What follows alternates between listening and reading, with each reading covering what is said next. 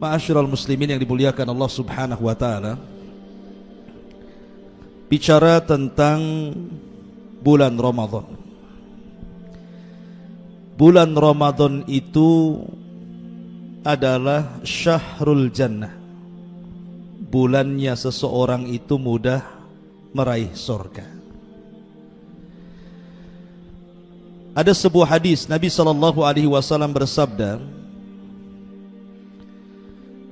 "Idza ja'akum Ramadan, futihat abwabul jannah, wa ghulliqat abwabun nar, wa suffidatis syayatin." Apabila datang bulan Ramadan kepada kalian, maka pintu-pintu sorga akan dibuka, pintu-pintu neraka akan ditutup, dan setan-setan akan diikat. Dari sini menunjukkan bahwa Ramadan bisa merubah semuanya. Sorga bisa berubah, neraka bisa berubah, alam jin juga bisa berubah. Maka siapa yang ingin berubah, maka berubahlah di bulan Ramadan. Itu bulan hidayah, itu bulan Ramadan itu. Karena kalau kita melihat orang semangat ibadah itu paling banyak di Ramadan tuh. Masjid paling rame di bulan Ramadan. Orang baca Quran paling rame di bulan Ramadan. Orang sedekah paling mudah di bulan Ramadan. Coba saja orang habis puasa ke masjid, sudah banyak orang ngantar iftar itu. Coba kalau sekarang orang puasa Senin Kemis ke masjid, ada nggak tuh orang kasih iftar itu?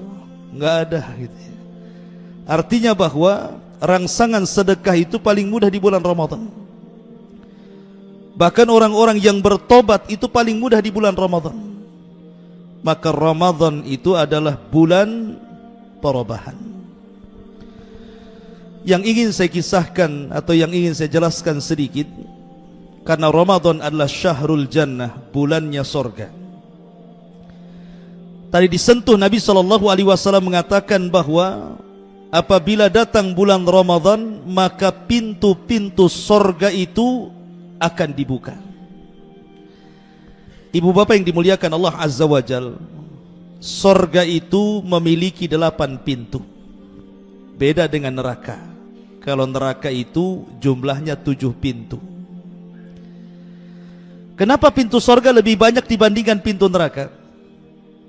Kenapa pintu sorga jumlahnya 8, pintu neraka pula jumlahnya 7?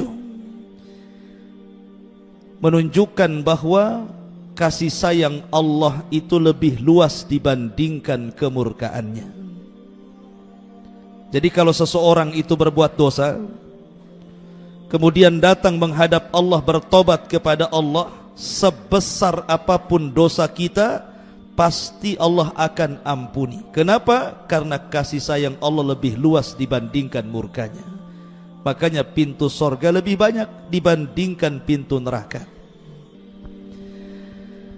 Sedikit cerita tentang sorga, biar kita semakin rindu dengan sorga. Sorga itu adalah satu tempat yang Allah sediakan bagi hamba-hamba Allah yang bertakwa.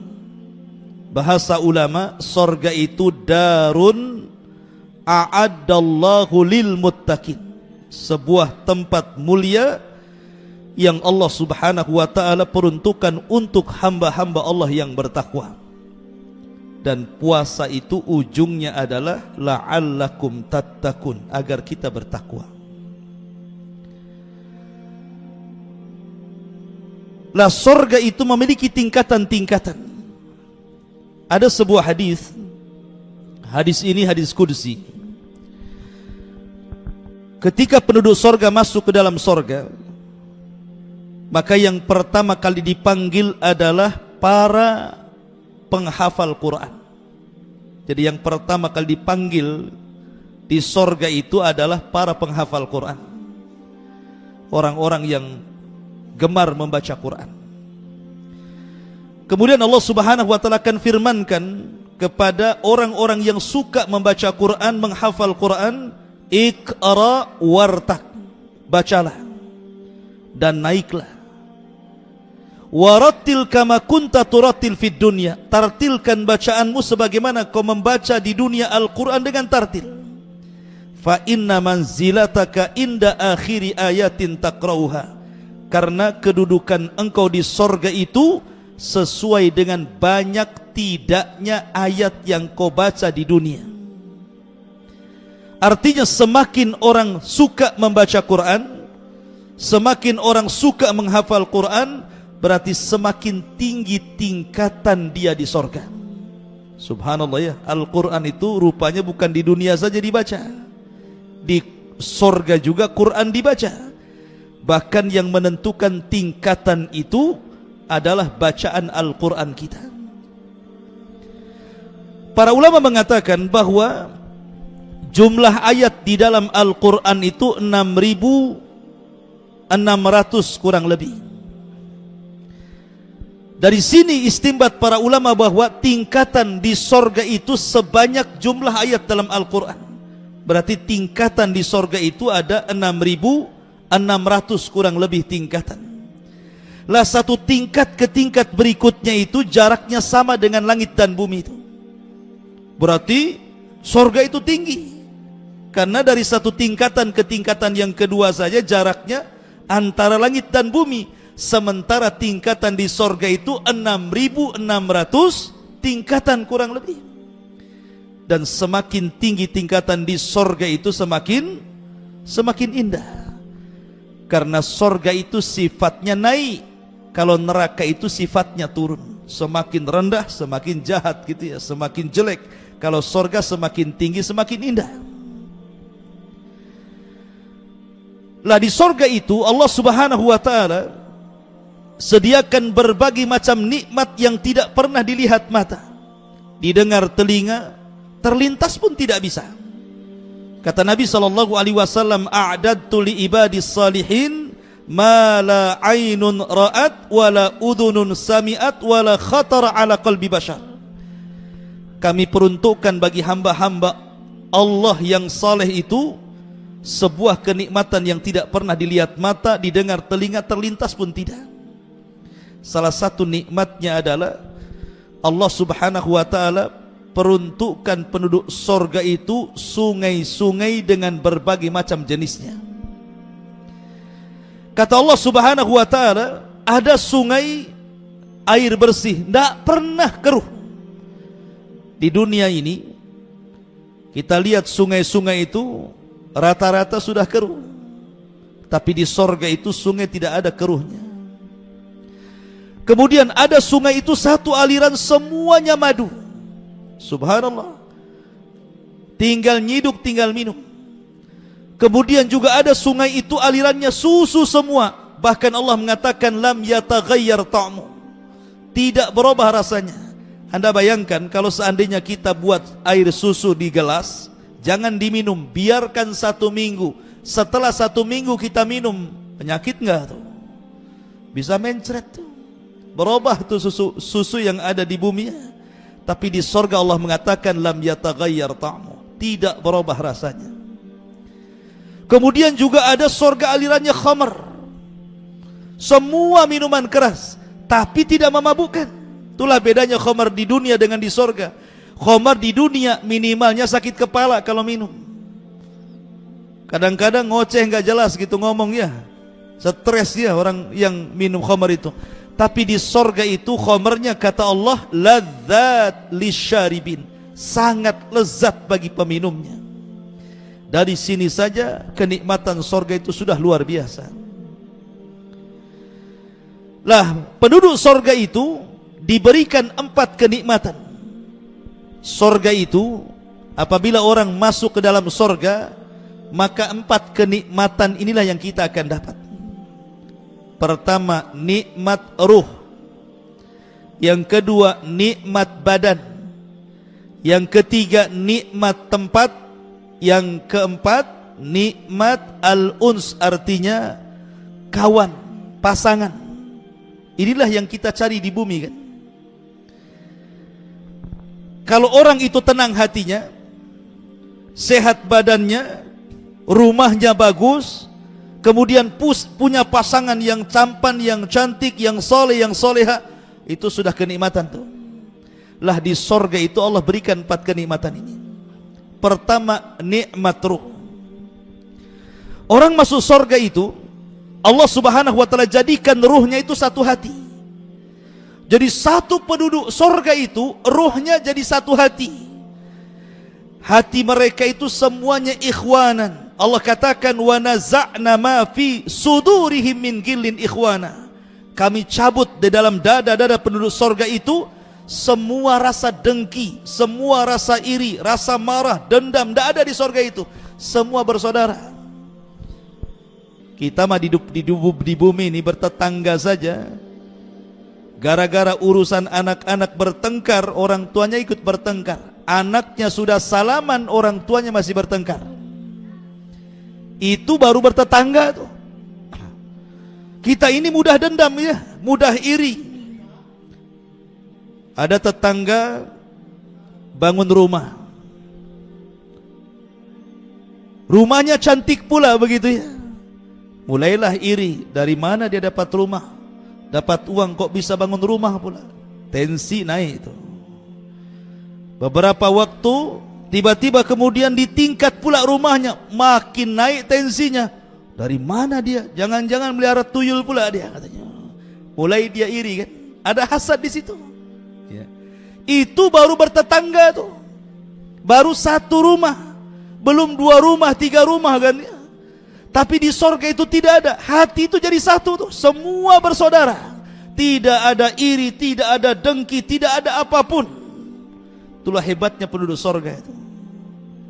Karena Allah berikan apa? Nikmat ruh. Betul-betul tenang. Makanya kata para ulama, barang siapa yang belum masuk sorga di dunia, dia tidak akan masuk sorga di akhirat. Apa maksudnya sorga di dunia itu? Maksudnya sorga di dunia itu adalah itmi'nanul qalbi, ketenangan hati. Inilah sorga di dunia. Ibu bapak, kalau hati kita tenang, rumah sempit-sempitnya itu pasti lapang. Tapi kalau hati ini rungsep bahasanya, tidak tenang, rumah sebesar-besarnya itu jadi sempit, maunya keluar rumah saja, nggak kerasan dia. Begitulah hati itu mempengaruhi kenikmatan. Makanya lihat, kadang-kadang makan tak banyak, tapi hati tenang, badan bisa gemuk tuh. Ada makan banyak gitu ya, hati stres, kurus saja dia gitu. Ada bahasanya seperti itu. Artinya bahwa kebahagiaan itu sebenarnya ada pada ketenangan hati. Lah itulah siapa yang masuk ketenangan hati di dunia, maka dia akan masuk surga di akhirat. Dan itu hanya bisa dengan zikir kepada Allah subhanahu wa ta'ala. Mengingat Allah, ala bidzikrillahi tatmainnul qulub. Ingatlah dengan zikir kepada Allah, itulah hati kita akan tenang. Kemudian yang kedua, kenikmatan yang Allah berikan kepada penduduk sorga itu nikmatul badan. Badan kita diberikan nikmat. Penduduk sorga itu usianya antara 32 sampai 33 tahun saja. Semuanya, mau laki-laki mau perempuan, tidak pernah tua. Jadi khawatir yang ibu-ibu yang sekarang usianya sudah 60, sudah jadi nenek-nenek ya. Nanti di sorga nggak ada ibu-ibu nenek-nenek itu, semua jadi muda. Yang kakek-kakek juga sama, usianya 32 sampai 33 tahun saja. Itu nikmat badan.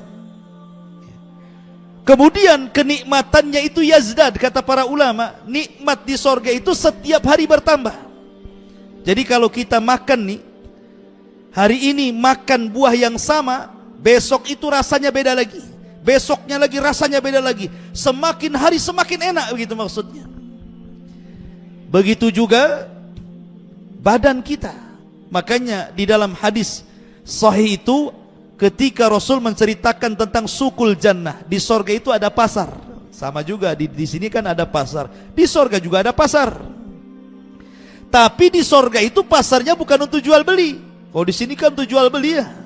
Di sorga itu pasarnya hanya untuk berjumpa antar sesama kawan ketika di dunia.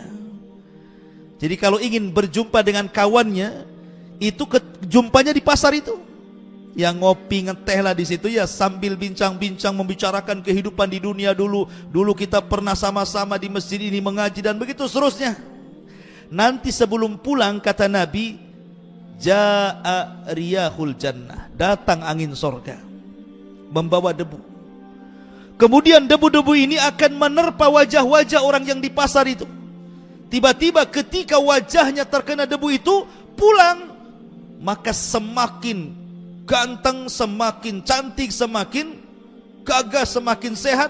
Sehingga ketika berjumpa dengan istrinya di istana itu, kata istrinya, laqad izdajtum husnan wa jamala. Aku tidak mengira wajahmu semakin ganteng dan semakin indah. Begitulah pasar sorga. Kalau pasar di sini, tidak tahu kalau masuk pasar semakin ganteng atau semakin stres. Bedanya pasar sorga dengan dunia itu begitu. Kalau pasar dunia kan bawa istri semakin stres ya. Asik nunjuk, beli ini bang, beli itu bang, cemberut saja itu pulang dari pasar itu. Jadi penduduk sorga itu diberikan kesehatan nikmat badan. Perempuannya tidak haid, perempuannya tidak nifas, tidak meludah, tidak ada dahak. Kerjanya hanya makan minum tapi tidak berak, tidak kencing. Gimana caranya itu? Makan minum tapi tak berak, makan minum tapi tak kencing. Kita kalau banyak minum tak kencing sakit badan kan itu ya. Dari mana caranya? Kata Nabi SAW, buang hajatnya lewat keringat. Jadi makan terus, minum terus, tapi tidak ada buang hajat. Kata Nabi, buang hajatnya dengan keringat. Dan keringatnya baunya seperti minyak kasturi katanya. Keringatnya saja minyak kasturi. Kalau di dunia kan tergantung apa yang bapak makan ya keringat itu. Kalau jengkol dimakan keringat bau jengkol kan itu. Kalau di sorga itu semua seperti minyak kasturi. Makanya bau sorga itu kata Nabi SAW bisa tercium 40 tahun perjalanan. Kalau kita jalan kaki, jangan berhenti 40 tahun sampai di mana tuh kira-kira. Itulah bau sorga tercium sejauh itu tuh. Maka Allah berikan nikmat badan. Betul-betul badan kita disehatkan gitu. Dan khusus bagi laki-laki tentu diberikan bidadari. Loh, ibu-ibu gimana Pak Ustadz? Enak kali bapak-bapak tuh. Kok dikasih bidadari? Apa ibu-ibu juga dapat bidadara di sana ya? Rupanya kenikmatan ibu-ibu jauh lebih indah dibandingkan bapak-bapak. Di dunia itu Allah maha adil ibu ya. Laki-laki, tanya nih bapak-bapak ya. Kenikmatan di dunia itu laki-laki cuma satu, suka perempuan. Tapi kalau ibu suka tas, suka sepatu, suka sandal, ya kan, suka emas, kalung, gelang. Bapak-bapak ini kadang-kadang pakai baju bu seminggu itu saja, nggak peduli, karena kenikmatannya cuman sama perempuan. Makanya ibu-ibu harus merawat bapak-bapak, karena bapak itu hanya suka ibu saja. Kalau ibu-ibu macam-macam suka. Sama bapak ya suka, sama gelang suka, sama tas suka, sama macam-macam banyak sukanya. Di sorga Allah kasih semuanya. Makanya kenapa bapak-bapak dikasih bidadari, ibu-ibu dikasih macam-macam. Lah dari sini menunjukkan bahwa Allah itu maha adil. Allah berikan kenikmatan di dunia saja Allah maha adil. Contoh nih, ada orang miskin, ada orang kaya. Jangan kira orang miskin tidak diberikan kenikmatan seperti yang Allah berikan kepada orang kaya. Sebenarnya Allah sudah berikan nikmat itu seadil-adilnya. Saya contohkan. Ada orang miskin dan orang kaya. Banyak ke orang-orang kaya yang banyak duit itu. Kalau dia makan nih, pamannya meja nih, lebar mejanya. Dengan duitnya itu dia bisa beli lauk pauk makan itu macam-macam. Mungkin kalau nasi masuk warung Padang mungkin bisa diborong semua tuh dengan uangnya. Tapi ketika dia makan, orang kaya takut makan lauk. Makan ini kolesterol naik, Makan ini darah tinggi naik, makan ini gula naik, akhirnya ujung-ujungnya makan goreng kentang. Itu orang kaya tuh. Tapi orang miskin gak peduli tuh. Semua dimakan, dijilat malah. Itu kan nikmat juga tuh. Kenapa kok begitu? Karena orang miskin gak pernah medical check up, gak peduli mau gula naik, mau kolesterol naik gitu, dimakan semuanya kan. Itu nikmat itu. Artinya Allah memberikan nikmat itu seadil-adilnya. Banyak orang kaya rumahnya bagus-bagus, AC sampai kayak kutub tuh di rumahnya itu, tapi tidak bisa tidur dia. Dikit-dikit telepon kerang-kering. Ada yang tidur itu harus minum pil baru bisa tidur. Orang miskin subhanallah di teras masjid bisa ngorok dia. Ya kan? Itu kan nikmat namanya kan. Artinya Allah memberikan nikmat itu sudah rata itu seadil-adilnya tuh. Apalagi di sorga, di dunia saja Allah berikan nikmat sedemikian luar biasa, ya kan? Maka yang penting itu syukur itulah. Sedikit banyak qanaah, bersyukur kepada Allah Azza wa Jalla. Karena syukur itulah yang membawa kebahagiaan. Ini yang kedua, nikmatul badan. Kemudian yang ketiga ada namanya nikmatul makan, tempat. Di sorga itu Allah sediakan satu istana. Rasul pernah masuk ke dalam sorga dalam peristiwa Isra Mi'raj. Kata Nabi SAW, dakhaltul jannah fa idza ana bi qasrin minadz zahab. Aku masuk ke dalam sorga, tiba-tiba di depanku ada istana terbuat dari emas. Subhanallah. Jadi istana sorga itu bahan bakunya kalau tidak emas perak. Kalau di dunia buat rumah kan pasir, bata, semen, besi gitu kan ya. Kalau pakai emas, bisa dicolong orang ya kan. Kalau rumah pakai emas gitu ya. Tapi di sorga itu antara emas dan perak saja. Artinya bahwa Allah Subhanahu wa ta'ala berikan istana yang luar biasa. Bahkan di sorga itu ada tempat namanya ghuraf. Itu disebutkan dalam Quran juga. Dan dalam hadis Nabi SAW, jadi ada rumah kaca di atas istana itu. Dari rumah kaca itu kita bisa melihat pemandangan sorga yang sangat indah. Sampai-sampai sahabat bertanya kepada Rasul, rumah kaca itu milik siapa? Apakah milik para nabi? Kata Rasul, bukan. Siapapun bisa menempati rumah kaca itu. Kemudian Rasul menyebutkan 4 sifat. Untuk siapa rumah kaca itu? Kata Rasul, pertama, liman atabal kalam, orang yang santun kalau bicara. Orang yang kalau bicara santun. Karena bicara santun itu bagian daripada akhlak. Ingat bahwa dari anggota badan kita, dari kepala sampai kaki, yang banyak memasukkan orang ke neraka itu apa, Bu? Lisan. Mulut kita ini ya memasukkan ke neraka paling banyak itu. Saya contohkan satu hadis. Kata Nabi SAW ketika ada orang bertanya Rasul, inna fulanatan taqumul lail. Rasul, di sana ada ibu-ibu kalau malam sholat malam. Watasumun nahar, kalau siang puasa sunnah. Watasaddaqat bifuduli amwaliha, dia rajin sedekah. Wataf'al, bahkan dia banyak melakukan kebaikan. Tapi penyakitnya satu, watu'dzi jiranaha bilisaniha, suka menyakiti tetangganya dengan lisannya setajam silet. Gimana Nabi perempuan kayak gini nih? Kata Rasul, la khaira fiha, wanita itu tidak ada kebaikannya. Bal hiya min ahlin nar, bahkan wanita itu adalah penduduk neraka. Lihat ya kan? Padahal wanita ini sholat malamnya nggak pernah tinggal. Saya nggak yakin ibu tiap malam sholat malam. Wanita ini tiap malam sholat malam.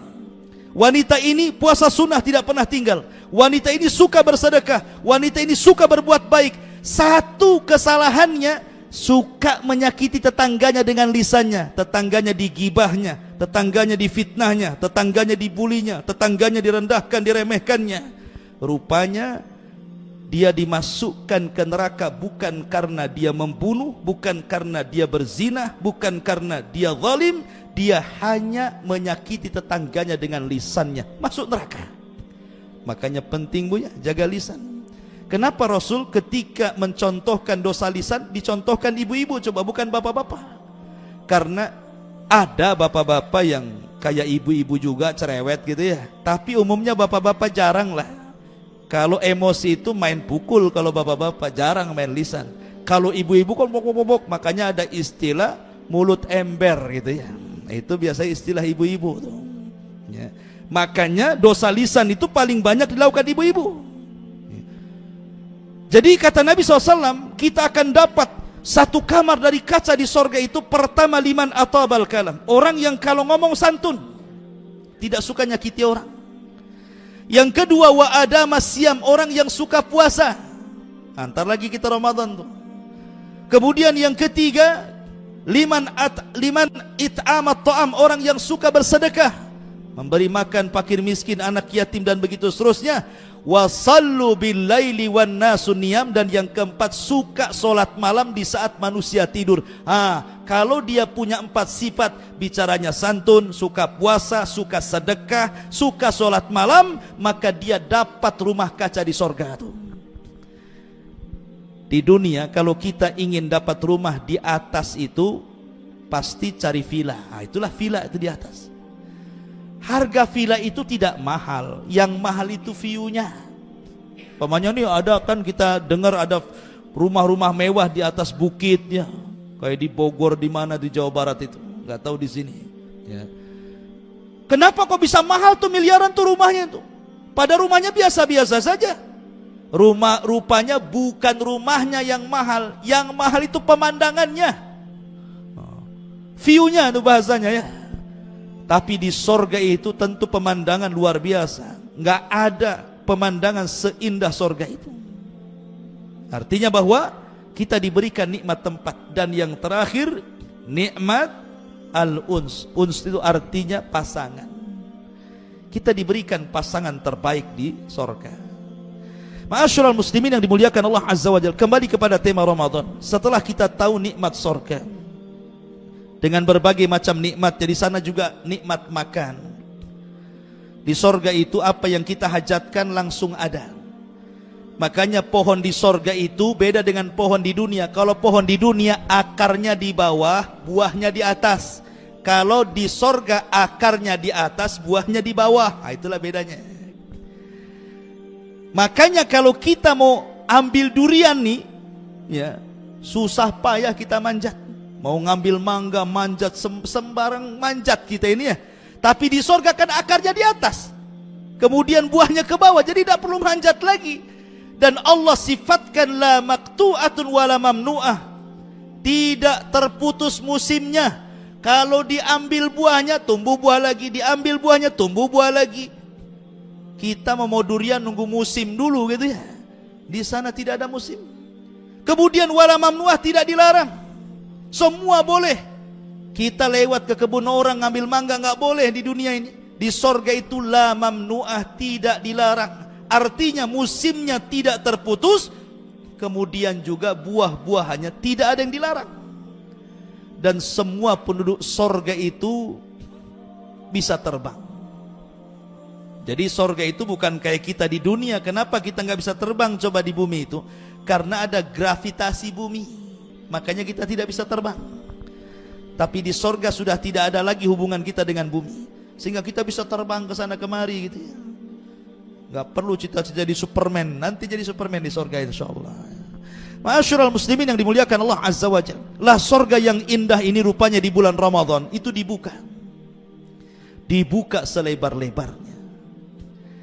Kemudian Allah Subhanahu wa taala di permulaan Ramadan, umpamanya ini besok mau Ramadan itu, sekarang tanggal 29 Sya'ban umpamanya, tiba-tiba bulan terlihat, berarti besok mau Ramadan.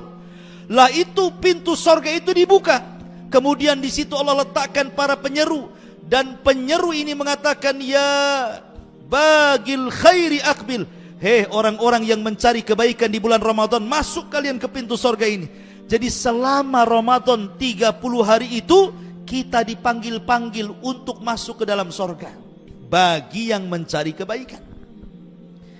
Makanya kalau bisa ibu bapak yang dimuliakan Allah Azza wa Jal, jadikan Ramadan itu seolah-olah Ramadan terakhir kita. Seolah-olah Ramadan tahun ini jadikan Ramadan terakhir kita. Seolah-olah kita tidak mungkin dapat Ramadan lagi.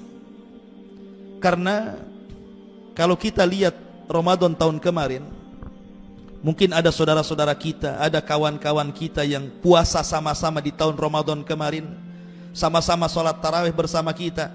Rupanya belum sampai Ramadan tahun ini mereka sudah meninggal. Mereka sudah meninggalkan kita. Apa tidak mustahil besok lusa kita juga akan menyusul, tidak sampai kepada Ramadan? Makanya kenapa para ulama selalu berdoa, Allahumma barik fi sya'banina wa balighna Ramadan. Ya Allah, berkahi kami di bulan Sya'ban, sampaikan kami di bulan Ramadan. Karena belum tentu kita ini, walaupun keinginan kita kuat supaya sampai di bulan Ramadan, belum tentu sampai di Ramadan. Kenapa? Karena usia kita tidak ada yang tahu. Kematian kita loh tidak ada yang tahu.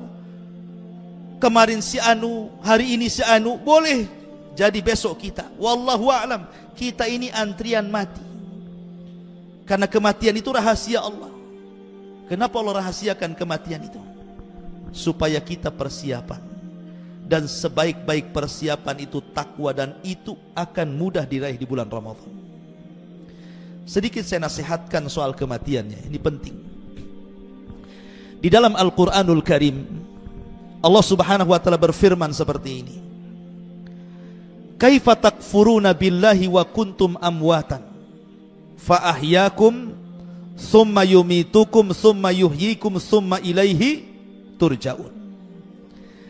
Bagaimana bisa kalian kufur kepada Allah? Dulu kalian tidak ada, kemudian kami ciptakan kalian, kami hidupkan kalian, kemudian kami wafatkan kalian, kemudian kami hidupkan kembali kalian, dan kepada Allah lah kalian dikembalikan.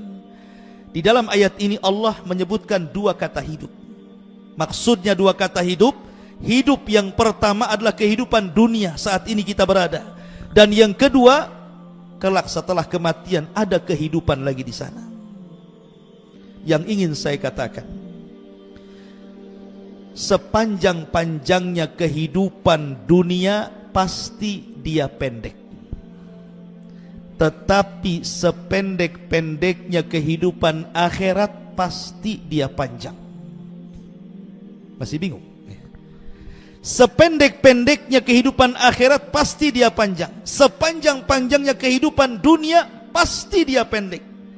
Allah mengatakan dalam Al-Quran, Inna yauman inda rabbika ka'alfi sanatin mimma ta'udun. Satu hari kehidupan akhirat, kalau dibandingkan dengan kehidupan dunia, itu sama dengan 1000 tahun. Jadi kalau seandainya Allah takdirkan lantaran maksiat kita, na'udzubillah, tiba-tiba Allah masukkan kita satu hari ke neraka dan diazab oleh Allah, seolah-olah kita disiksa di bumi ini 1000 tahun, gitu maksudnya. Makanya saya katakan, sepanjang-panjangnya kehidupan dunia pasti dia pendek, sependek-pendeknya kehidupan akhirat pasti dia panjang. Akan tetapi, walaupun kehidupan akhirat, kehidupan yang panjang, kehidupan yang abadi, kehidupan yang selama-lamanya, tetap saja baik buruknya ditentukan dengan pendeknya kehidupan dunia. Wa man ya'mal mithqala dzarratin khairan yarah wa man ya'mal mithqala dzarratin syarran yarah. Kalau kita baik di dunia, baik di akhirat. Kalau kita jahat di dunia, maka Allah pun akan jahat di akhirat.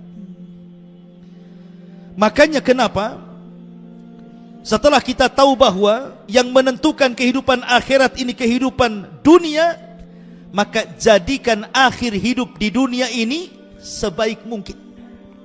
Di sinilah Allah Subhanahu wa taala ingatkan dalam satu sabda Nabi sallallahu alaihi wasallam, "Aktsiru dzikra hadimil ladzatil maut." Perbanyak oleh kalian ingat akan sesuatu yang menghancurkan kenikmatan kalian. Apa itu? Kematian, kata Rasul. Maka biasakan ingat mati. Ingat mati itu bisa melembutkan hati. Jadi bapak-bapak nih, kalau ibu-ibu sudah mulai banyak permintaan, sekali-kali ajak ke kuburan, Pak. Kamu jangan banyak minta, nanti kamu jadi gini juga. Itu lembut tuh hati ibu tuh nanti. Gak percaya, coba saja. Dan Nabi itu kalau ziarah kubur itu biasanya malam-malam, Pak. Nabi itu kalau ziarah kubur itu malam. Dalam sebuah hadis, Aisyah radhiyallahu anha pernah hilang ketika dia meraba ke samping, Rasul tidak ada. Karena kan kamar Rasul itu sempit. Jadi kalau Rasul pergi, Aisyah tahu. Kalau kamar bapak-bapak kan luas. Jadi kalau bapak pergi, ibu nggak tahu, karena yang satu tidur di sini, satu tidur di situ. Ini kan kamar Rasul sempit. Jadi kalau Rasul hilang itu, Aisyah langsung tahu, langsung cemburu, jangan-jangan ke istri yang lain katanya. Diikuti. Rupanya Nabi sedang ziarah kubur malam-malam. Nah, kalau ingin ikut Nabi ziarah kubur lah malam-malam. Berani gak tuh? Malam-malam ke kuburan gitu ya. Tapi jangan pakaian putih-putih pula, nanti disangka lain pula yang nengok gitu ya. Artinya bahwa bukan, ya boleh malam, boleh siang, boleh ziarah kubur jam berapa saja boleh. Tapi kalau malam boleh juga, kalau tak takut. Jadi Nabi SAW sampai mengingatkan kematian dengan cara apa? Berziarah kubur, supaya hati lembut. Orang kalau ingat mati itu lembut hatinya. Lalu kenapa kita ini harus ingat mati, Ustadz? Kita kan di dunia, ceritalah dunia. Masa cerita akhirat, cerita kematian? Nantilah kalau sudah mati katanya. Jangan begitu. Kita ini akan mati. Semua akan mati. Kata para ulama, kenapa kita disuruh mengingat kematian? Satu, karena kematian sebuah kepastian. Kullu nafsin dha'iqatul maut. Setiap jiwa pasti mati. Sehebat apapun Anda pasti mati. Raja-raja mati, para nabi mati, para rasul mati, orang-orang kaya, orang-orang yang congkak-congkak, Namrud, Fir'aun, Qarun, semua mati. Orang baik mati, orang jahat juga mati. Sekarang sudah ditemukan, Ustadz, dalam dunia ilmu kedokteran dan farmasi, banyak ditemukan obat-obatan. Dulu ada penyakit itu dianggap luar biasa. Sekarang penyakit itu jadi biasa karena sudah ada pilnya, Ustaz.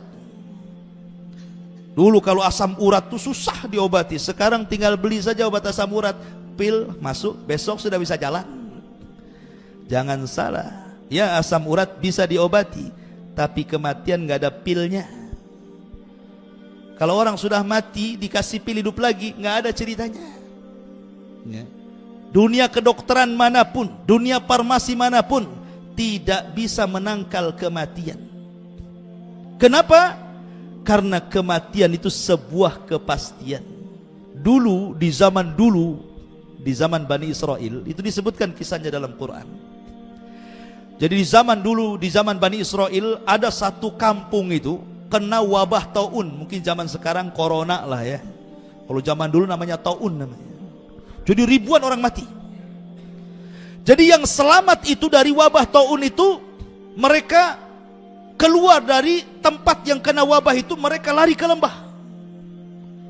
Rupanya sampai di lembah, niat mereka itu menyelamatkan diri dari wabah taun. Sampai ke lembah dihadang malaikat maut. Apa maknanya di sini? Menghindar dari kematian, tidak mencegah takdir kematian. Itu artinya. Tidak mati dengan corona, mati ketabrak mobil, gitu maksudnya. Ya.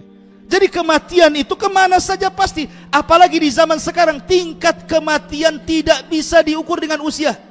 Kalau zaman dulu, ya biasanya kalau sudah 70, nah itu siap-siap lah ada bau tanah tuh biasanya. Tapi zaman sekarang tidak, justru yang usia 60-70 tahun itu tak mati-mati. Yang mati itu justru usia-usia 30, 25, 20. Kenapa? Karena nggak ada usia-usia segitu trek-trekan di jalan itu. Ada main motor usia-usia sudah nenek-nenek, kakek-kakek, nggak ada. Yang main motor-motor di jalan itu anak-anak muda tuh. Makanya sekarang jumlah kematian itu lebih banyak anak muda dibandingkan orang tua. Tenang, orang tua lama matinya tuh. Anak-anak muda itu yang cepat mati sekarang ini. Di zaman Nabi Pak, nggak ada orang mati di jalan. Kenapa? Karena tidak mungkin unta nabrak unta. Ya. Zaman sekarang truk dengan kontainer, bukan? Motor dengan kontainer, mati semua. Jadi kematian itu sebuah kepastian. Ini yang pertama. Yang kedua, kematian itu datangnya tanpa pemberitahuan. Ada orang mati dikasih tahu dulu, besok mau mati kamu, tobat. Enak kali kayak gitu ya. Nggak ada orang masuk neraka. Kalau setiap ada orang yang mau mati dikasih tahu besok kematiannya, pasti dia bertobat. Tapi karena kematian itu tanpa ada pemberitahuan, ini yang kita khawatirkan. Jangan-jangan kita mati di atas su'ul khotimah, tidak mati di atas husnul khotimah. Dari sini menunjukkan apa? Kematian itu rahasia Allah. Kenapa Allah rahasiakan? Agar kita persiapan, dan sebaik-baik persiapan adalah taqwa. Wa tazawwadu fa inna khaira zadi taqwa. Berbekalah kalian, dan sebaik-baik bekallah takwa. Kemudian yang terakhir, karena kematian itu bukan akhir dari sebuah perjalanan. Kematian sebuah kepastian, datangnya tanpa pemberitahuan, dan itu bukan akhir sebuah perjalanan. Ada orang yang ngomong begini, yuk kita antar jenazah ini ke tempat peristirahatannya yang terakhir, katanya. Bapak pernah dengar? Pernah kan? Enak saja ngomong gini. Orang mati disuruh istirahat, kan? Orang mati itu bukan beristirahat. Orang yang ngomong ini bukan hanya keliru tapi salah. Ya sama sajalah keliru salah itu. Karena orang mati itu bukan akhir perjalanan. Orang mati itu bukan untuk beristirahat. Orang mati itu mempertanggungjawabkan semua perbuatan dia di dunia. Makanya dalam hadis Bara' bin Azib radhiyallahu an, ketika menjelaskan tentang bagaimana ruhnya seorang mukmin dicabut dan bagaimana ruhnya orang kafir, orang fasik, orang musyrik dicabut. Kata Nabi SAW, apabila ruhnya seorang mukmin dicabut, maka idza kubidatir ruh tabi'ahul basar. Kalau ruh itu dicabut, dari mana coba ruh itu dicabut? Dari mulut. Dari mulut dikeluar ruhnya itu. Makanya Allah mengatakan hatta idza balagatit taraq. Kalau ruh sudah sampai di tenggorokan sini, kata Al-Qur'an, wakila man raq. Siapa yang bisa meruqyah dia, mengembalikan ruh ke bawah? Enggak ada yang bisa. Pasti mati. Kemudian ruh ini ketika dicabut oleh malakul maut, ada malaikat lain. Satu malaikat yang menyiapkan kafan dari sorga, dua malaikat yang menyiapkan minyak wangi dari sorga, tiga malaikat yang menghembuskan di telinga orang yang akan mati itu, abshiru bil jannah, la takhafu wa la tahzanu wa abshiru bil jannah. Jangan takut, jangan sedih, kau sudah dihabarkan ke sorga, keluar saja. Makanya ruhnya seorang mukmin itu keluar dengan tenang. Kenapa? Ada yang membisikkan di telinganya, jangan takut, jangan sedih, engkau sudah dijanjikan sorga. Keluar dia tenang. Tapi ruhnya orang fasik, orang kafir, orang banyak dosa, di telinganya yang akan membisikkan, ya ayyatuhan nafsul khabitha ukhruji ila sakhatim mir rabbika wa ghadbani. Hei ruh yang buruk, keluar kepada kemurkaan dan kemarahan Allah Subhanahu wa ta'ala. Kira-kira ruhnya keluar enggak? Enggak mau keluar, makanya dipaksa. Coba kalau saya buat analogi seperti ini, Pak. Bapak dalam rumah, saya teriaki, keluar, mau uang 1 miliar enggak? Kira-kira keluar enggak, Pak? Keluar. Cepat dia keluarnya, kan? Tapi kalau saya katakan keluar, saya bunuh kamu, keluar enggak tuh? Jadi beda. Ruhnya seorang mukmin itu seperti kita ngomong keluar, mau uang 100 miliar, oh mau, langsung dia keluar. Seperti ruhnya seorang mukmin itu. Enak karena ada yang membisikin di situ di telinganya. Dan itu berdasarkan firman Allah Azza wa Jal, innal ladzina qalu rabbuna Allah thumma istaqamu tatanazzalu alaihimul malaikatu alla takhafu wa la tahzanu wa abshiru bil jannati allati kuntum tu'adun. Orang-orang yang mengatakan Rabb kami Allah, kemudian istiqamah, maka saat kematiannya turun malaikat mengatakan jangan takut, jangan sedih, Allah janjikan kau sorga. Makanya ruh seorang mukmin itu keluar enak, melesat langsung dia, enggak merasakan sakit kecuali sedikit. Tapi ruhnya orang kafir, orang fasik yang banyak dosa, tersiksa dia. Tidak ada yang tahu kecuali Allah rasa sakitnya. Kemudian ruh ini diangkat ke langit. Allah bukakan pintu pertama, kedua sampai langit ke-7. Kemudian diperjumpakan dengan Allah. Dan Allah katakan kembalikan ruhnya ke dalam jasadnya, tapi biarkan catatan amalnya letakkan di sorga yang paling tinggi fil illiyin. Maka ruhnya dikembalikan ke jasadnya. Ketika masuk di jasadnya, tiba-tiba ada dua malaikat membentak dia, man rabbuk, siapa Rabbmu, wa man nabiyuk, siapa nabimu, wa madinuk, apa agamamu. Karena dia seorang yang beriman, dia sanggup menjawab, Allah Rabbku, Muhammad Nabiku, Islam agamaku. Tiba-tiba Allah berteriak, an sadaqa abdi, hambaku telah benar. Bentangkan kuburannya seluas-luasnya, bukakan pintu sorga, hantar hanut dari sorga, makanan dari sorga, semua kenikmatan dari sorga hantarkan ke kuburan. Itulah yang disebut dengan nikmat kubur. Tapi ruhnya orang kafir, ruhnya orang fasik, ketika dikeluarkan itu sudah disediakan kain kafan dari neraka dengan bau busuk yang luar biasa. Bau busuknya ke langit, malaikat menciumnya. Ini ruhnya siapa busuk sekali? Kata malaikat pembawa ruh, itu ruhnya si fulan bin fulan. Semua malaikat mencelanya. Ketika ruhnya sampai di langit pertama, malaikat penjaga pintu tidak mau buka pintunya. Dan Allah katakan dalam Al-Quran, la tufattahu lahum abwabus sama wa la yadkhulunal jannah hatta yalijal jamalu fis samil khiyat. Maka mereka tidak akan dibukakan pintu-pintu langit dan tidak akan masuk ke dalam sorga sampai ada cerita unta masuk ke liang jarum, kata Allah. Akhirnya ruhnya dilempar ke bumi. Maka ketika ruh itu bersatu dengan jasadnya, ibaratnya bapak itu dijatuhkan dari ketinggian tuh. Coba bapak naik 15 meter, terjun payung, rasanya gimana? Kalau tak percaya, buatlah kayak gitu. Begitulah dia diterjunkan, ketika sampai dengan jasadnya itu kayak remek semuanya. Ketika merasakan sakit, tiba-tiba dibentak pula malaikat mungkar dan nakir. Hei, siapa Rabbmu? Siapa nabimu? Apa agamamu? Karena dia orang kafir, orang fasik, dia mengatakan, la adri, aku tidak tahu, aku hanya mengatakan manusia seperti ini aku ikuti. Dipukullah dia dengan palu yang seandainya, kata Rasul, palu itu dipukulkan di bukit Uhud, hancur bukit Uhud itu katanya. Saking kerasnya. Apa kita katakan orang yang mati kita akan antar ke tempat peristirahatan yang terakhir? Mustahil. Ya. Mereka akan ditanya mungkar nakir, mereka ada proses himpitan kubur, mereka ada proses fitnah kubur, mereka ada proses azab kubur, ada nikmat kubur. Banyak peristiwa dalam kubur itu. Makanya kenapa kita kalau sholat sebelum salam itu, kita berlindung kepada Allah dari 4 perlindungan. Salah satunya adalah dari azab kubur. Supaya kita dapat azab kubur, tidak mendapatkan azab kubur. Ma'asyiral muslimin yang dimuliakan Allah Azza wa Jalla. Kembali bahwa kematian itu bukan sebuah akhir dari sebuah perjalanan. Lah sebentar lagi Ramadan. Jadikan Ramadan ini seolah-olah ini Ramadan terakhir saya. Sehingga ketika tahu bahwa besok kita akan mati, kan hari ini kita tobat nih. Kalau kita besok tidak berjumpa dengan Ramadan tahun ini, tidak mungkin berjumpa lagi dengan Ramadan tahun depan, pasti kita akan berusaha mencantikkan ibadah kita di Ramadan tahun ini. Jadikan Ramadan ini Ramadan kita yang terakhir. Ma'asyiral muslimin yang dimuliakan, ada beberapa nasihat terakhir. Kita nanti tanya jawab sedikit. Pertama nasihat saya, kalau nanti datang di bulan Ramadan, Ramadan ini syahrul doa, bulan di mana doa kita mudah diijabah.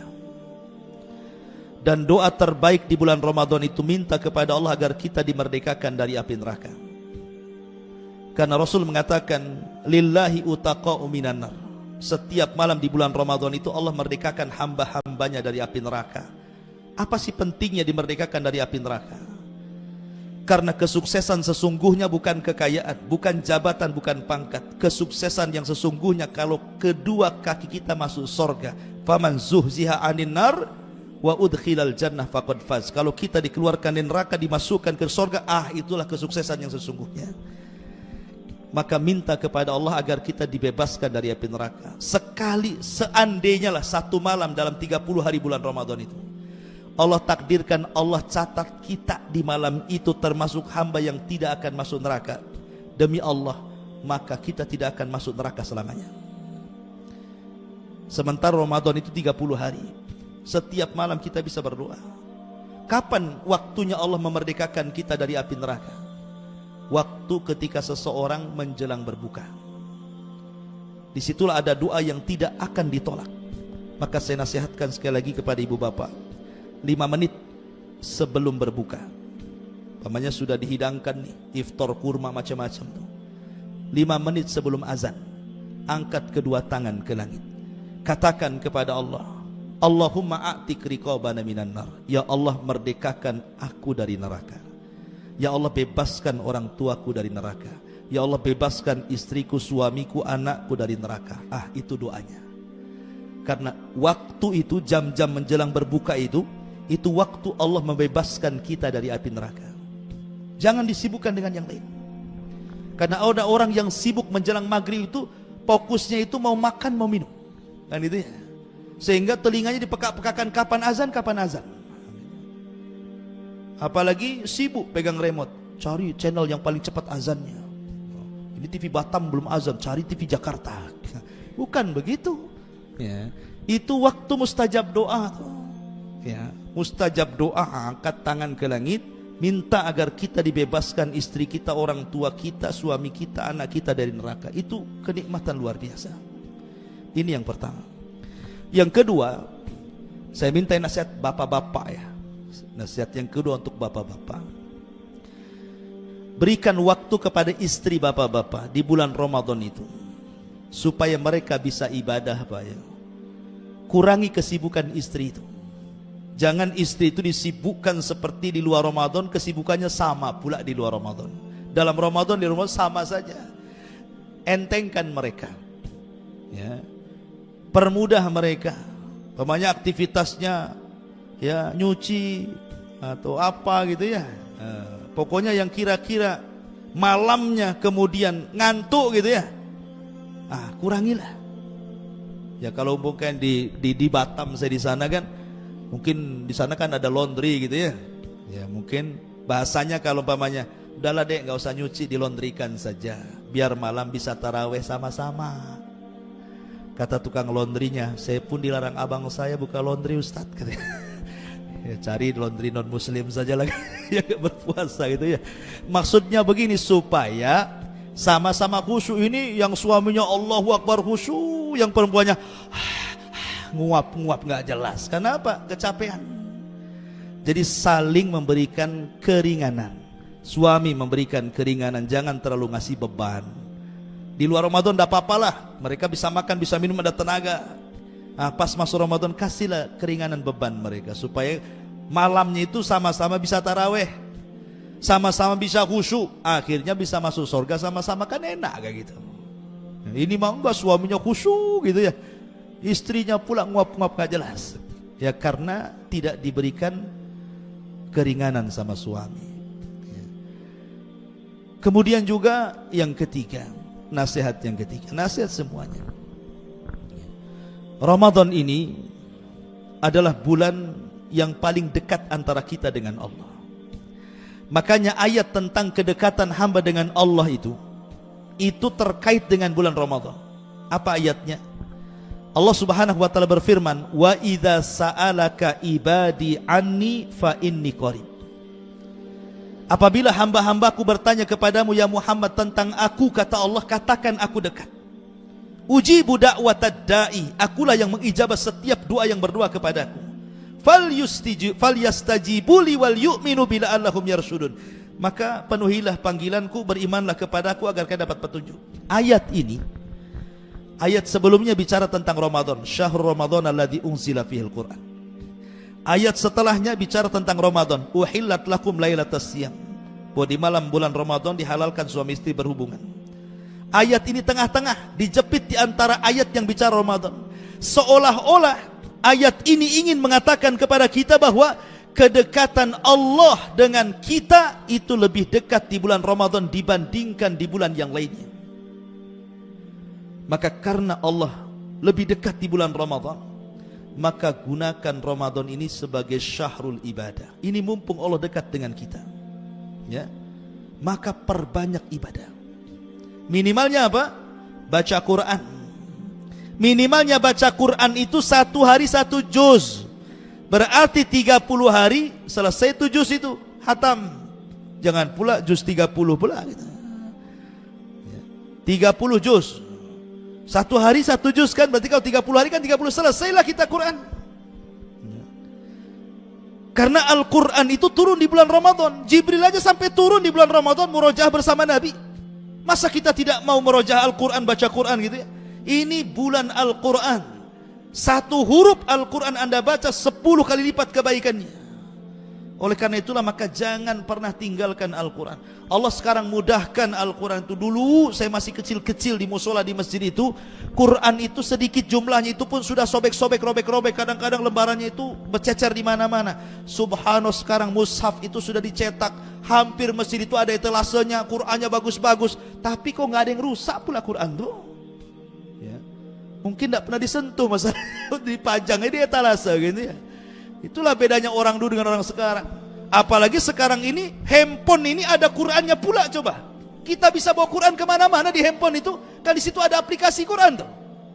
Allah mudahkan, tidak mau baca juga. Yang dibaca WA, Instagram, Facebook, macam-macam. Bahkan ini handphone ini ilmu sihir tertinggi, Pak. Kalau dulu mau mengacaukan rumah tangga itu datang ke dukun, sekarang beli handphone, goda tuh istrinya. Besok cara itu. Ngeri handphone ini, lebih-lebih daripada sihir tuh.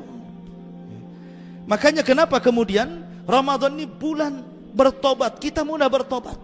Masya Allah, tadi saya katakan tidak ada masjid yang paling ramai kecuali Ramadan, tidak ada Quran yang banyak dibaca kecuali Ramadan. Termasuk sedekah. Ramadan itu syahrus sadaqah, bulan sedekah. Mana-mana yang perlu disedekahi, kayak masjid mau lagi bangun apa, tempat wudhu atau apa, ini pas nih di bulan Ramadan. Karena Nabi SAW digambarkan oleh Ummul Mu'minin Aisyah radhiyallahu anha, kana ajwadun nas. Rasul itu orang yang paling dermawan apabila datang di bulan Ramadan. Jadi suatu ketika Rasul sedang jalan, Pak. Sedang jalan, tiba-tiba serbannya ditarik dari belakang, hampir mencekik leher Nabi. Ditarik sama orang dari belakang. Kagetlah Nabi itu. Ketika melihat ke belakang, rupanya pengemis. Dan mengatakan, ya Muhammad, i'ti mimma a'takallah. Hai Muhammad, berikan nikmat kepadaku apa yang telah Allah berikan kepadamu. Kira-kira Pak, kalau gaya pengemis kayak gini datang ke Bapak, dikasih nggak tuh? Udah narik serban, maksa lagi, kemudian minta lagi banyak-banyak. Ini ngemis ke maksa ini. Nah, itu ya. Tapi Nabi SAW lembut orangnya. Kata Nabi SAW, saya kebetulan baru pulang perang, saya dapat ganimah kambing 1 lembah. Ambil tuh kambing itu, katanya. Subhanallah. Kata orang ini, ya Muhammad, apakah kau akan mengejek aku? Kata Rasul, tidak. Kalau kau mau, ambil tuh kambingku 1 lembah, katanya. Diambil 1 lembah kambingnya, dibawa pulang. Kemudian dia mengatakan di hadapan kaumnya, wallah ji'tu min indi khairin nas. Demi Allah, aku datang kepada orang yang paling baik di permukaan bumi. Aku minta sedikit, dia kasih banyak, katanya. Kemudian dia mengatakan, Rasul itu manusia yang tidak takut kefakiran. Kenapa? Karena sedekah itu manaqasa min mali sadaqah. Tidak akan berkurang harta yang disedekahkan itu. Tidak akan berkurang. Sampai-sampai ada satu kisah sedekah ya, di zaman tempo dulu lah.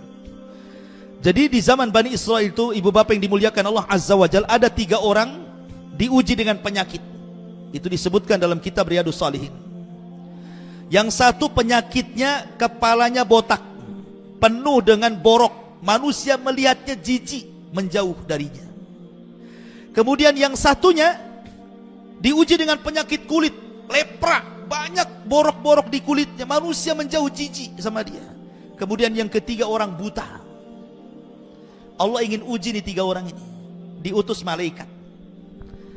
Maka malaikat ini datang kepada orang yang botak kepalanya, yang banyak lukanya, yang banyak boroknya itu. Kemudian malaikat ini mengatakan, wahai fulan, sekiranya kalau Allah Subhanahu wa taala hendak memberikan nikmat kepadamu, apa yang kau minta? Maka dia mengatakan, demi Allah, kalau Allah memberikan nikmat kepadaku, aku hanya ingin kepalaku sembuh dari penyakit, Allah tumbuhkan rambut, dan rambutku menjadi seindah-indah rambut. Karena zaman dulu kan rambut itu kan mahkota. Makanya ibu-ibu tuh kalau dulu ya, itu bisa dijual tuh rambut itu. Ya, potongannya itu bisa dijual untuk gelung tuh apa zaman dulu ya. Sekarang enggak lah kan. Kemudian diusaplah oleh malaikat ini, sembuh. Tiba-tiba dia punya rambut yang paling indah di kaumnya. Kemudian malaikat ini sebelum pergi, dia memberikan 2 ekor unta, betina dan jantan. Kemudian ditinggal. Kemudian malaikat ini datang kepada orang yang kedua yang kulitnya rusak, dijauhi manusia karena jijik. Sama pertanyaannya, kalau Allah berikan nikmat, apa yang kau mau? Dia mengatakan, aku tidak mau apa-apa kecuali Allah sembuhkan semua penyakit kulitku dan Allah berikan kulit terbaik kepadaku. Akhirnya diusaplah kulitnya, akhirnya menjadi kulit terbaik, terindah, dan orang suka. Sebelum pergi malaikat ini Allah berikan dua binatang, sapi dua, satu betina satu jantan. Kemudian datang ke orang buta, sama pertanyaannya. Kata orang buta, aku hanya ingin disembuhkan kedua mataku dan bisa melihat kekuasaan Allah. Akhirnya diusap matanya sembuh. Kemudian diberikan kambing satu betina satu jantan. Habis itu malaikat pergi. Berpuluh-puluh tahun Allah takdirkan unta dari orang pertama akhirnya berkembang biak menjadi satu lembah. Sapi orang yang kedua berkembang biak menjadi satu lembah. Kambing orang ketiga berkembang biak akhirnya jadi satu lembah. Sudah kaya nih tiga-tiga orang ini. Allah hendak menguji. Malaikat yang dulu turun itu Allah utus lagi. Kau uji orang-orang ini bersyukur atau tidak, mau sedekah atau tidak. Akhirnya malaikat ini datang kepada orang yang pertama, menjelma dengan rambut yang plontos, yang botak, yang banyak boroknya, seolah-olah diingatkan bahwa engkau dulu seperti ini. Kata malaikat yang menjelma manusia ini, pura-pura jadi orang miskin. Dia mengatakan, aku orang miskin, aku sedang punya kebutuhan, keluargaku lapar, tolonglah aku minta satu untamu, kan untamu ribuan, diambil satu tidak akan hilang. Rupanya dia mengatakan, enak saja kau minta untaku, ini unta hasil jerih payahku, ini warisan orang tuaku, katanya. Padahal malaikat ini sudah mengingatkan dengan kepalanya bahwa dia dulu seperti itu. Maka malaikat ini mengatakan, hei fulan, sesungguhnya aku malaikat. Aku sudah ingatkan kamu dengan kepalaku supaya engkau ingat dulu kau itu fakir miskin.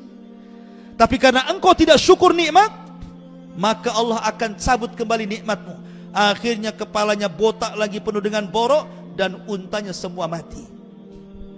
Dia tidak syukur nikmat. Ya. Kemudian orang yang kedua sama juga gitu. Kecuali orang yang ketiga.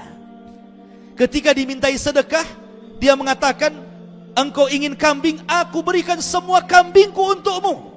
Kata malaikat ini heran, kok yang ini beda pula nih. Dia mengatakan, demi Allah, buat apalah kambing-kambing satu lembah itu dengan nikmat aku bisa melihat. Dengan aku bisa melihat kekuasaan Allah, aku bisa membaca, aku bisa macam-macam dia. Ambil semuanya. Kata malaikat ini, tidak, aku datang hanya mengujimu. Karena engkau bersyukur, maka engkau akan tetap seperti ini dan kambingmu akan semakin banyak. Itulah nikmat bersyukur dengan cara apa? Sedekah. Bahkan sedekah itu bisa mengobati penyakit. Rasul mengatakan, dawau mardokum bisadaqah, obati orang sakit dengan sedekah. Dulu ada seorang ulama namanya Imam Hakim. Kalau ibu bapak baca hadis, biasanya di belakang hadis itu kan, hadis ini diriwayatkan Imam Bukhari, diriwayatkan Imam Muslim, diriwayatkan Imam Hakim, diriwayatkan Imam Tirmidzi. Lah ada periwayat hadis itu namanya Imam Hakim. Imam Hakim itu punya luka di wajah, bernanah, tidak kunjung sembuh lukanya itu. Sudah diobati ke dokter, angkat tangan dokter. Akhirnya dia datang kepada gurunya namanya Imam Sobuni. Imam Sobuni ini sedang mengajar. Kata Imam Hakim, ya Imam, aku ini punya luka penuh dengan nanah, aku sudah berobat tidak sembuh-sembuh. Tolonglah minta doa kepada jemaahmu agar Allah sembuhkan penyakitku. Maka Imam Sobuni pun mengajak jemaahnya, tolong kita doakan sama-sama. Ini ada Imam Hakim lagi sakit, sudah berobat tidak sembuh-sembuh. Yuk kita doakan sama-sama supaya dia sembuh. Akhirnya berdoalah jamaah itu. Rupanya dari salah satu jamaah Imam Sobuni ada seorang ibu yang soleha, tiba-tiba mimpi di malam hari. Dalam mimpinya dia berjumpa dengan malaikat. Malaikat ini menitipkan pesan kepada ibu ini, wahai ibu, sampaikan kepada hakim, kalau seandainya lukanya ingin sembuh, sedekahlah dengan air. Sedekahlah dengan air. Akhirnya kemudian Imam Sobuni menyampaikan kepada Imam Hakim, kalau lukamu ingin sembuh, sedekah dengan air, katanya. Akhirnya dia pun sedekah, cari kampung yang gak ada airnya, dia gali sumur, kemudian airnya disedekahkan. Dalam waktu yang sesingkat-singkatnya semua penyakitnya Allah sembuhkan. Lihat, makanya Rasul mengatakan afdhalus shadaqah shadaqatul ma', seafdal-afdalnya sedekah air. Pamannya membuat tempat wudu, itu sedekah air artinya. Membuat tempat minum, itu sedekah air. ya. Membuat kalau di sawah itu irigasi gitu ya, itu sedekah air namanya. Itu bisa menyembuhkan penyakit. Dan banyak lagi nasihat-nasihat yang tidak bisa saya sampaikan karena juga waktu sudah larut malam.